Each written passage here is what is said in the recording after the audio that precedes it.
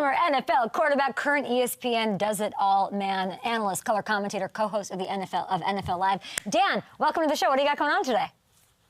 What's going on? I woke up.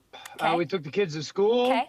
I got a great workout in. I have a haircut at 11:30. Ooh. Kids got a half day. Take them to lunch. Then my daughter's got a soccer game, and then an NFL Live. I have 13 minutes with you before a haircut, which I can't wait to see on NFL Live later. Listen, they dubbed it the Unk Bowl, icy hot, getting some free publicity all week, whatever's going on. Dan, be so honest. Did watching Rodgers and Flacco do something to you? Like, what was that for you to watch that? It blew my mind. When we were watching SportsCenter this morning with my sons, and Aaron had some of his throws, and Joe had some of his throws, I was like, guys, these guys are the same age as me. You know, like for my sons who are teens now, I mean, Aaron and I came into the league the same year together. We had the same agent. We were drafted within the same division. Obviously, very different picks and different careers, but watching them still do what they're doing at their ages is remarkable. And Joe going to a team and doing that in a matter of 10 days is really sensational. You know, those two dudes were just always very gifted throwing a football, and you know, now Cincinnati feels like they might have life for Joe Burrow in the future. And I think if you're Pittsburgh, you feel great about where your offense is. Do the Bengals have life? Are you buying them? Like I came on the show and was like, they're going to the playoffs. Wow. You know, one, they gave up 30, so defensively still not doing great as a unit. It keeps them alive for another week. You know, I wasn't this person when they acquired Joe sitting there going, this is going to be this massive upgrade from Jake Browning. I think a lot of last night, and I just waxed poetic like many have of what Joe did, no doubt. It was awesome. But last night feels so much more about what in the heavens was that from Pittsburgh defensively. And so do I think that they've, you know, given themselves new life for another week? You know, any week that they can prolong the potential of Joe coming back is a good thing in Cincinnati. But last night's so much more about Pittsburgh for me. I mean, they are forcing turnovers, Cincy side. They did it without Trey last night. They feel like they're doing that every week. I'm going to hang my hat on that. Tell me about the Steelers' defense and why that was the story of the game for you. Well, because the first 2 weeks defensively, they were poor, and really like with their run defense. And then it felt over the past month that it was trending in the right direction. Last week, it was really good. It was the first time they got their defensive line really healthy and all together. And so then you go to last night, and then number one, I mean, their pad level against the run and their gap integrity against the run was very poor, about as poor as I've seen from that unit since last year against Baltimore.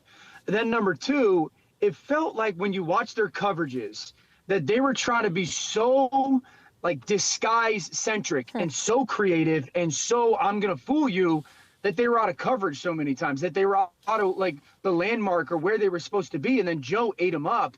And then listen, it's a downside when two of the guys that you brought in, very good players, Jalen and Slay, are just getting beat one-on-one. You know, both those players got beat handily one-on-one. Now, does every team have Jamar and Chase or Jamar and T? No.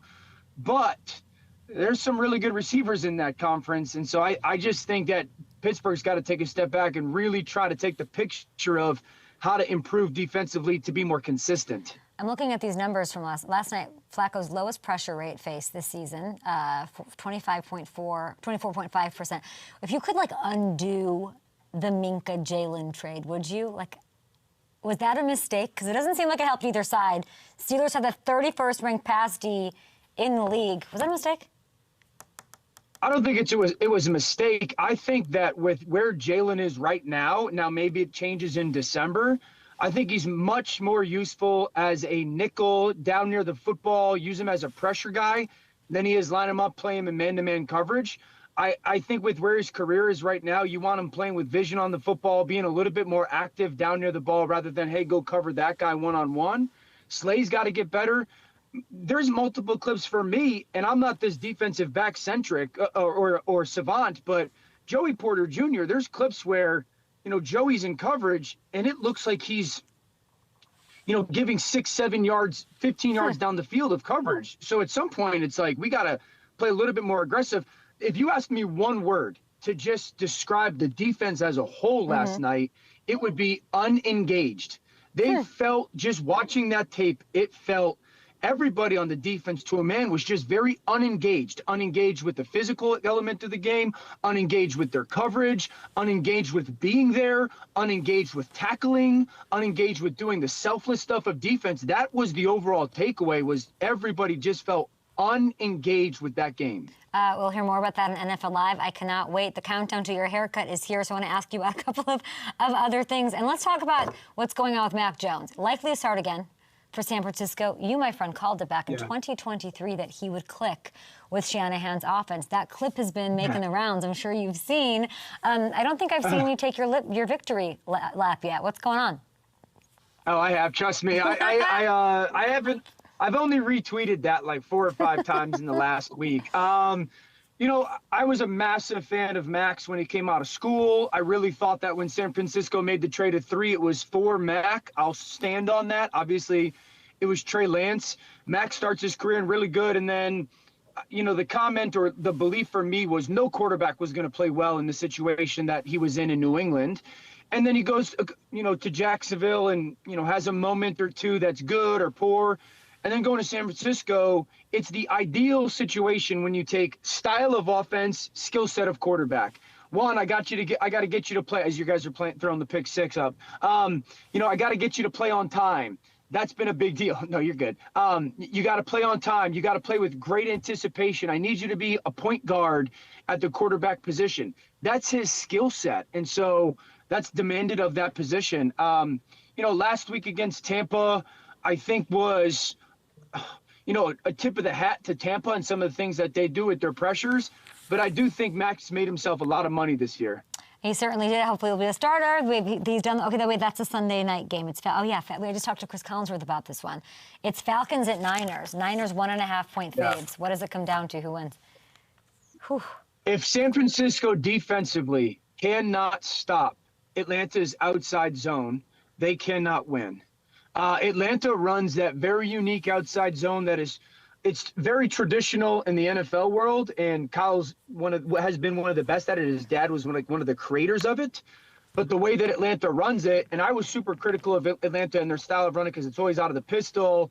And in conversation with their coaches, you know, they told me they run it out of the pistol intentionally to get the ball deeper to Bijan and further away from the line of scrimmage and the offensive line, because he's got a very unique skill set of how he sets defenses and kind of teases with backers and then can burst through the hole. And so if San Francisco cannot handle that, because it's going to get run 28 times, they can't handle that. I don't think they can handle Atlanta's offense. And then secondly, if you're San Francisco offensively, Kyle and Mac, dude, Atlanta wants to rush the passer. Like, they got plenty of athletes and speed. You can't let them play to their style. You have to put bigger bodies on the field. You have to be physical. You have to run the football at them to force them to play a physical game rather than a speed game. Gosh, I want to go to that game. I'm worried about these. I'm a big Baker girl. I'm worried about these Falcons. Love Baker. I'm a little worried about these Falcons, though. In the division? Should I be? Yeah. Oh, no question. Yeah, because here's the thing, Kay, like, my biggest question mark about the Falcons is, and I have such admiration for Raheem Morris and their staff, is like, it's a very young team, and Raheem is like a very young, positive, upbeat, like, let's vibes coach. Can they handle the success? Like, can that young group handle the success? And so I just, if they can do that, now Michael's going to have to play better versus man coverage than he does versus zone coverage. But I love Tampa. I think Tampa, when healthy, is one of the 2 or 3 best teams in football. But, yeah, I think you have to just pay attention to Atlanta, because if they can handle success, they're going to be there in the end. Broncos Giants this week. I'm looking at this. You know, Broncos lead the NFL with sacks, like a 30. I think they're going to make. I can't imagine Sean Payton likes in advance. They like the bravado of Jackson Dart and what's going on. Also, like, they were a little bit embarrassed even though they got to win, I think, against those Jets. And what they did not show is being such a team that was a lot better than them. I want to ask you about the other side, though, because Bo Nix, he's attempted more passes to receivers behind the line of scrimmage this year, okay? 53. Do they need to give Bo the opportunity to let it loose even more? Yes, you saw it a little bit more in the back half of that Philadelphia Eagle game when Sutton just used his body. Bo has played better over the past 3 or 4 weeks. Early on, he was all over the place. I think the thing with that they're trying to figure out in Denver, because Sean has been a traditionally like high play action pass. That's how we create our chunks down the field type of coach. They haven't done that as much this year. If you remember last year, Kay, like he would always hit Sutton on those 20-yard in routes. It was like 4 of them a game. It's not really happening this year.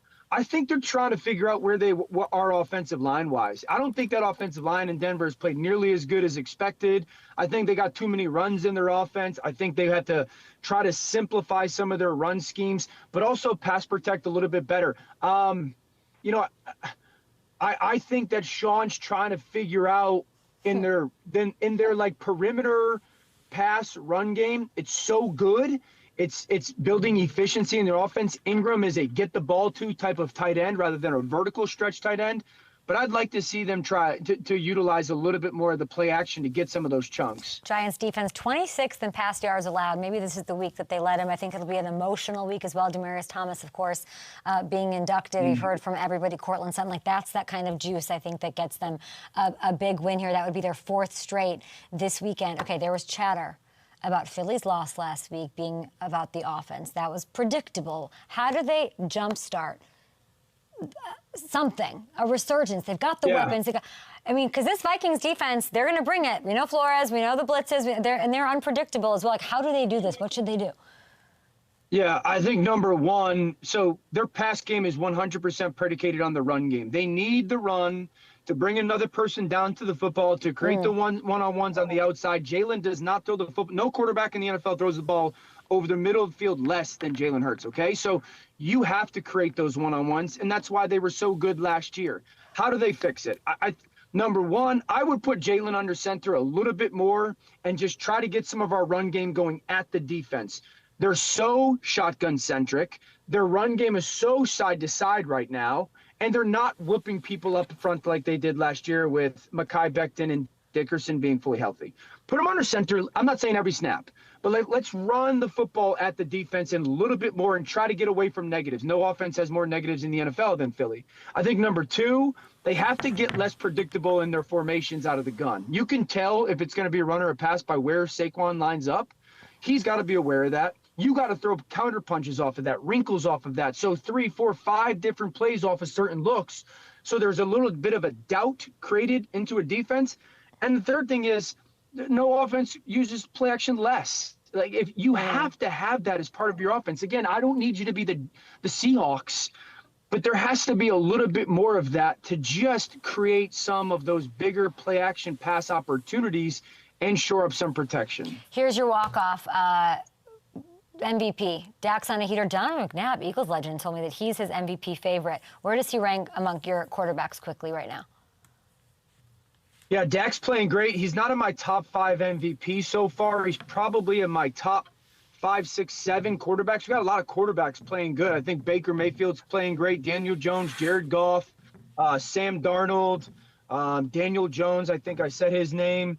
So I think there's a lot of quarterbacks playing at a really high level. Dak's probably right there in that top 5, top 6, top 7 world. But MVP, I think there's guys doing more when it comes to value to the team. Last but not least, so I can do a before and after with our social guy, Jake. Let me see this hair before and after. We'll get you on the NFL Live on there. It's not. Okay. It looks good. Yeah, it's not. We have Monday night. We have the Seattle-Houston game Monday night, so I got to make sure that I have a decent cut. What a game. What a game that'll be. No days off, his hat says, and that's definitely true in the life of Dan Orlovsky. You can catch his incredible football insight. This is just like a little rehearsal for you. You're just going to spit out the same stuff on NFL Live later. Can't wait to see it with a great crowd, variety of other ESPN shows. You're awesome, Dan. I appreciate you. Thank you. Enjoy your haircut. Hope you're doing good, Kay. Thanks. Thank you. I appreciate that. I am doing good, doing well.